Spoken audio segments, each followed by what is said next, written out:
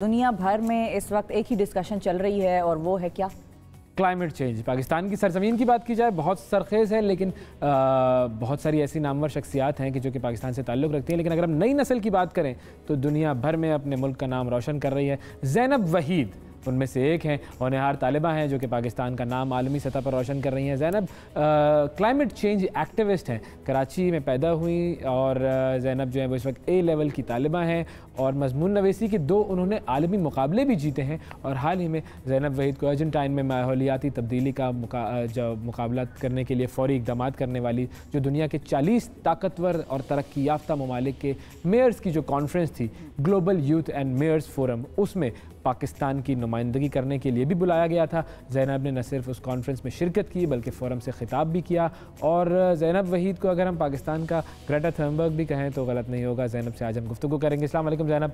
वालेकुम अस्सलाम सर, बिल्कुल ठीक, thank you so much for having me. बहुत शुक्रिया। आप पहले भी आई थी, आप उस वक्त ज़रा छोटी थी, आप ज़रा बड़ी हो गई, लेकिन ये है कि होता है इंसानों में ये फिनोमिना होता है कि वो बढ़ते हैं, कपड़े भी छोटे हो जाते हैं। सारा सिस्टम होता है। छोटे हो गए ना आपको? जी हो गए, दैट इज नेचुरल देन। जी लेकिन इंसान इस मामले में बड़ा नहीं हो रहा कि अगर हम क्लाइमेट चेंज की बात करें, मेंटली हम शायद उस तरफ सोच ही नहीं रहे कि हमने इस क्लाइमेट को कैसे सही करना है। आप जब गई अभी अर्जेंटाइन की कॉन्फ्रेंस में, मुझे बताइए उसका क्या अहवाल था? जो वहाँ पर लोग थे वो क्या वाकई सीरियस लग रहे थे आपको कि हाँ कुछ करना है?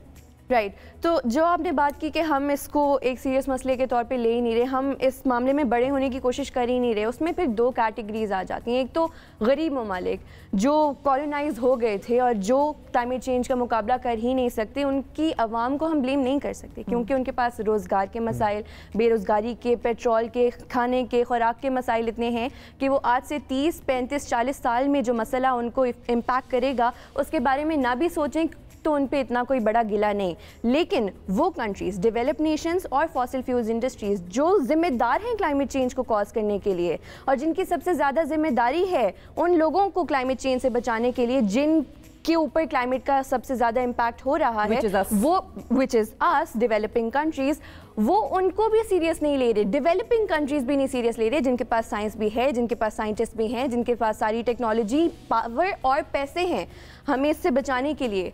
तो यहाँ पे कॉप्स का सवाल आ जाता है। अभी कॉप 27 रिसेंटली ख़त्म हुई, इससे पिछले कॉप 26, 25 ये होते रहे हैं। कोपेनहेगन 2009 से ये चलता आ रहा है। वो हर साल मिलते हैं, बैठते हैं, कहते हैं हाँ हम आपको पैसे देंगे, क्लाइमेट चेंज एक बड़ा मसला है, फुल स्टॉप, वहाँ बात ख़त्म हो जाती है। इस साल हमने बड़ा सेलिब्रेट किया एक लॉस एंड डैमेजेस फंड जो उन्होंने फाइनलाइज किया था। अच्छी बात है, एक पहला स्टेप है, लेकिन इतने सारे सवालात उन्होंने अनआंसर्ड छोड़ दिए और उस बारे में कोई बात क्यों नहीं कर रहा? जैसे कि पैसे देंगे, ओके फाइन, कौन देगा, कितने देगा, कलेक्ट कौन करेगा, जिनको जरूरत है उन तक पहुंचाएगा कौन? यूनाइटेड नेशंस क्या इसकी जिम्मेदारी लेगा या कोई नई बॉडी बनेगी जो जिम्मेदारी लेगी? इन तमाम सवालात को उन्होंने एज अ क्लिफ हैंगर छोड़ दिया है। लास्ट ईयर कॉप 26 में आपने देखा होगा phase out of fossil fuels को phase down of fossil fuel कर दिया था।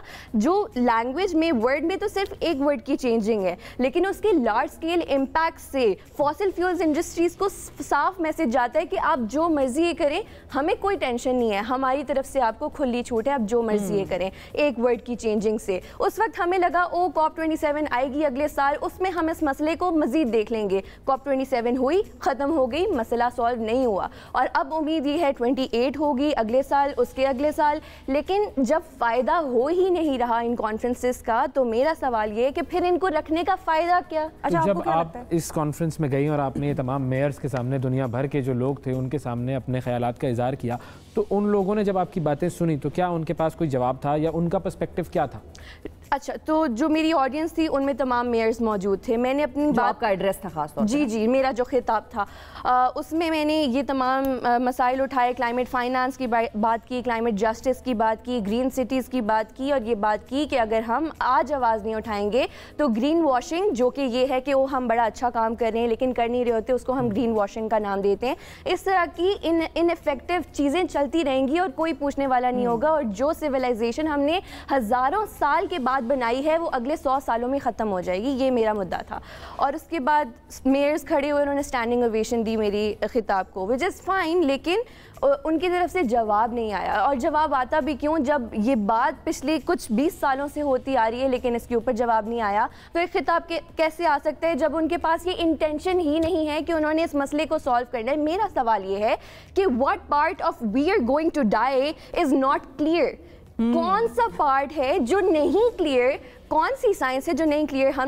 میں نے CNN کی اور BBC کی رپورٹس پڑھی COP27 پہ، جو یہ لاس اینڈ ڈیمیجز فنڈ جس کو سب بڑا سیلیبریٹ کر رہے ہیں وچ از فائن، لیکن وہ اس کو فائنلائز کرنے میں COP27 کی 36 آورز زیادہ ہو گئی، ڈیڈ لائن سے 36 آورز بعد یہ فیصلہ ہوا، وچ شوز کہ اتنی کنفیوژن تھی وہاں جو موجود ڈیلیگیٹس تھے ان کے درمیان کہ کریں یا نہ کریں. صحیح ہے. تو کنفیوژن کیوں پیدا ہوتی ہے جب آپ کے پاس ساری انفارمیشن کلیئر ہے، ڈیمانڈس کلیئر ہیں؟ تو پھر کنفیوژن کہاں سے پیدا ہوتی ہے؟ کنفیوژن تب پیدا ہوتی ہے جب آپ بس ایسے ہی اس کو ڈیلے کرنے کی کوشش کرتے ہیں، آپ فیصلہ کر ہی نہیں پاتے کہ آپ نے کرنا کیا ہے.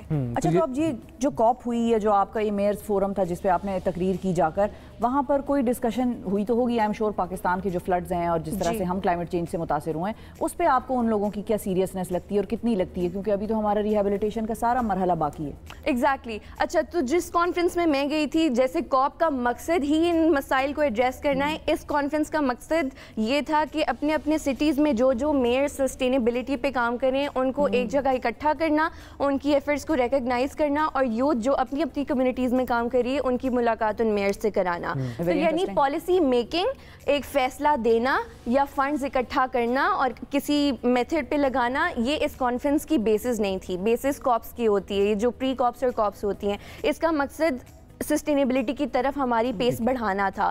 تو وہاں پہ ایز سچ یہ مسائل اٹھائے گئے کہ ایک ایگزامپل کے طور پہ پاکستان میں فلڈز، اور پاکستان کے بعد افریقہ میں فلڈز، اور اس کے بعد جو ہماری ہیٹ ویوز تھیں، یہ تمام ایگزامپلز اٹھائی گئیں اور اس سے بتایا گیا کہ یہ بڑا مسئلہ ہے، ہم نے اس کو سالو کرنا ہے. It is happening, it's real, we can not deny. لیکن اس کا کسی فیصلہ سازی پر متفق ہونا یہ اس کانفرنس کا مقصد ہی نہیں تھا. تو آئی وونٹ بلیم دیم. آخری چیز، چھوٹا سا پیغام، پاکستانی اپنے ماحول کو بہتر کرنے کے لیے کیا کر سکتے ہیں؟